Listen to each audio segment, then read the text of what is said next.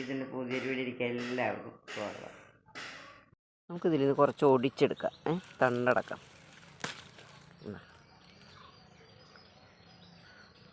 നമ്മൾ കുറച്ച് മത്തിപ്പുളി കൊണ്ടുവന്നിട്ടുണ്ട്. അപ്പോൾ ഇത് അപ്പുറത്തെ അമ്പലപ്പറമ്പിലുണ്ടായതാണ് കേട്ടോ. ഈ വീട്ടിലില്ല, വീടുകളിലൊന്നും അങ്ങനെ ഉണ്ടാവാറില്ല, നമ്മൾ നട്ട് വളർത്തിയാൽ മാത്രമേ ഉണ്ടാവുള്ളൂ. അപ്പോൾ ഇത് പല പല പേരുകളിൽ അറിയപ്പെടുന്നതാണ്. മത്തിപ്പുളി, വെണ്ടപ്പുളി, ചെമ്മിപ്പുളി, അങ്ങനെ പിന്നെ ഗൾഫ് രാജ്യങ്ങളിൽ റോസല്ല എന്നൊക്കെ പറയുന്നൊരു ചെടിയാണിത്. അപ്പോൾ ഇതിൻ്റെ ഇലയും നമുക്കെടുക്കാം, ഇതിൻ്റെ കായും എടുക്കാം. ഇല നമുക്ക് തോരൻ വയ്ക്കാൻ എടുക്കാം, നല്ല ഇല നോക്കി തോരൻ വയ്ക്കാൻ എടുക്കാം, പിന്നെ വെള്ളം തിളപ്പിച്ച് കുടിക്കാം. അപ്പം ഞാനിത് കൊണ്ടുവന്നേക്കുന്നത് നമുക്ക് കറി വയ്ക്കാനാണ്. നമ്മൾക്കിതുകൊണ്ടൊരു മത്തി കറി വയ്ക്കാം. അപ്പം നമുക്കിതിൻ്റെ കായൊക്കെ ഒന്ന് അടർത്തിയെടുക്കാം. അപ്പം നമ്മുടെ മത്തിപ്പുളി കഴുകി വൃത്തിയാക്കി കൊണ്ടുവന്നിട്ടുണ്ട് കേട്ടോ. കണ്ടോ, ഈ ചുമപ്പാണ് നമുക്ക് എടുക്കാനുള്ളത്. നല്ല പുളിരസം കേട്ടോ, ഞാൻ കഴിച്ചു നോക്കി. ഈ മത്തിപ്പൊടി ഞാൻ മത്തി കൊണ്ട് തന്നെയാണ് കറി വയ്ക്കുന്നത് കേട്ടോ.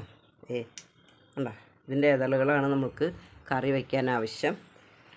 പിന്നെ ഇതിൻ്റെ ഉള്ളിലുള്ളത് വിത്താണ് കേട്ടോ. ഈ വിത്ത് നമുക്ക് എടുത്ത് ഒന്ന് ഉണക്കിയിട്ട് നമുക്ക് പാകി മുളപ്പിച്ച് നമ്മുടെ വീട്ടിൽ തന്നെ ഇത് ഉണ്ടാക്കിയെടുക്കാൻ പറ്റും. എല്ലാം നമുക്ക് ഇതുപോലെ പൊളിച്ചെടുക്കാം. നമ്മൾ ഇത്രയ്ക്ക് പൊളിച്ചെടുത്തിട്ടുണ്ട് കേട്ടോ. ഈ പുളിയാണ് നമ്മൾ കറി വയ്ക്കാൻ എടുക്കുന്നത്. കുറച്ച് വെളിച്ചെണ്ണ ഒഴിച്ച് കൊടുത്തിട്ടുണ്ട്. പിന്നെ ഇഞ്ചി ഇട്ട് കൊടുക്കാം.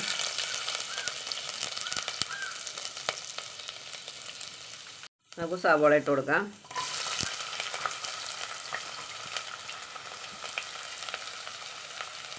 കറിവേപ്പില ഇട്ട് കൊടുക്കാം. ഇളക്കി കൊടുക്കാം. ലേശം ഉപ്പ് ചേർത്ത് കൊടുക്കാം, നമുക്ക് പെട്ടെന്ന് വഴണ്ട് കിട്ടാനാണ്. ഇന്ന് നമ്മൾ വെക്കുന്നത് മത്തിപ്പുളി ഇട്ട മത്തിക്കറിയാണ് നമ്മൾ വെക്കുന്നത്. ചെറിയ കുഞ്ഞു മത്തിയാണ്. നമ്മളൊരു 5 പച്ചമുളക് ചേർത്ത് കൊടുക്കുന്നുണ്ട്. കഴുകി 2ആയിട്ട് കീറിയതാണ്. നമ്മുടെ സവാളയും പച്ചമുളകും ഇഞ്ചിയും എല്ലാം കൂടി ഒന്ന് വഴണ്ട് വന്നിട്ടുണ്ട്. നമുക്കൊന്ന് പൊടികൾ ചേർത്ത് കൊടുക്കാം.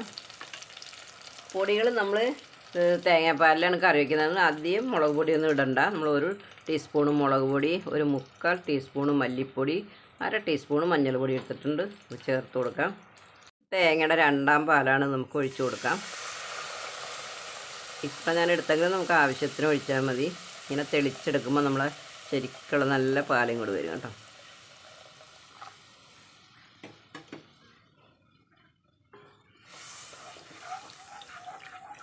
കുറച്ചും കൂടി ഒഴിച്ചു കൊടുക്കാം. നമുക്ക് ഉപ്പ് ചേർത്ത് കൊടുക്കാം. ആവശ്യത്തിന് നമുക്ക് ഉപ്പ് ചേർത്ത് കൊടുക്കണം. നമുക്കിനി പുളി ചേർത്ത് കൊടുക്കാം. നമ്മുടെ ഇന്നത്തെ താരമാണ് കേട്ടോ.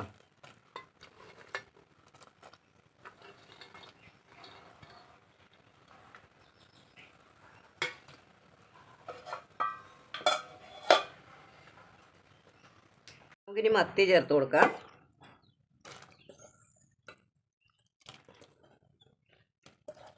ഒരു മത്തി ചേർത്ത് കഴിഞ്ഞാൽ അധികം നേരം ഒന്നും വേവിക്കണ്ട കേട്ടോ. ഇതൊക്കെ വളരെ വേവ് കുറഞ്ഞതാണ് ഈ മത്തി, അയില, അങ്ങനത്തെ മീനുകളൊക്കെ.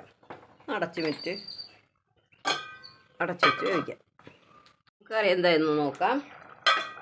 നമ്മൾ വെച്ചിട്ട് ഒരു 10 മിനിറ്റ് കഴിഞ്ഞിട്ടുണ്ട് കേട്ടോ.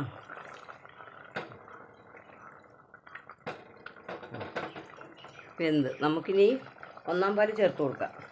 കറി വെന്തത് എണ്ണയൊക്കെ തെളിഞ്ഞ് വന്നത് കണ്ടോ. ഇനി നമുക്ക് 1ആം പാൽ ഒഴിച്ചു കൊടുക്കാം.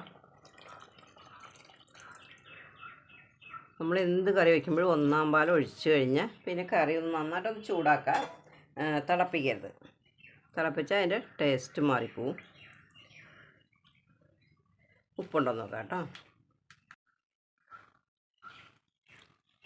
ഉപ്പ് നമുക്ക് ലേശം കൂടി ചേർത്ത് കൊടുക്കാം. ലേശം ഉപ്പ് ചേർത്ത് കൊടുക്കുകയാണ്.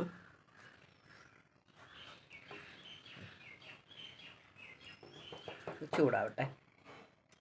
അപ്പം നമ്മുടെ ചാനൽ ആരെങ്കിലും സബ്സ്ക്രൈബ് ചെയ്യാണ്ട് കാണുന്നുണ്ടെങ്കിൽ ഒന്ന് സബ്സ്ക്രൈബ് ചെയ്ത് സപ്പോർട്ട് ചെയ്യുക. നിങ്ങൾക്ക് ഈ വീഡിയോ കണ്ട് ഇഷ്ടപ്പെട്ടാൽ അത് ലൈക്ക് ചെയ്യാനും ഷെയർ ചെയ്യാനും നിങ്ങളുടെ അഭിപ്രായങ്ങളൊക്കെ ഒന്ന് അറിയിക്കുക. നിങ്ങൾ ഫേസ്ബുക്ക് പേജിലാണ് കാണുന്നതെങ്കിൽ പേജൊന്ന് ഫോളോ ചെയ്യുക. അപ്പോൾ നമ്മളുടെ ചെമ്മിപ്പുളി മത്തിപ്പുളി എന്നൊക്കെ പറയുന്ന പുളി കൊണ്ടുള്ള നമ്മളെ മത്തിക്കറിയാണ് നമ്മൾ തയ്യാറാക്കിയിരിക്കുന്നത്. വളരെ ടേസ്റ്റിയാണ്. അത്യാവശ്യം പുളിയുണ്ട്, എന്നാൽ ഒരുപാട് പുളി നമുക്ക് തോന്നില്ല. നല്ല ടേസ്റ്റാണ് കേട്ടോ. അപ്പോൾ എല്ലാവരും എങ്ങനെയൊന്ന് ഉണ്ടാക്കി നോക്കൂ. Tata, bye bye.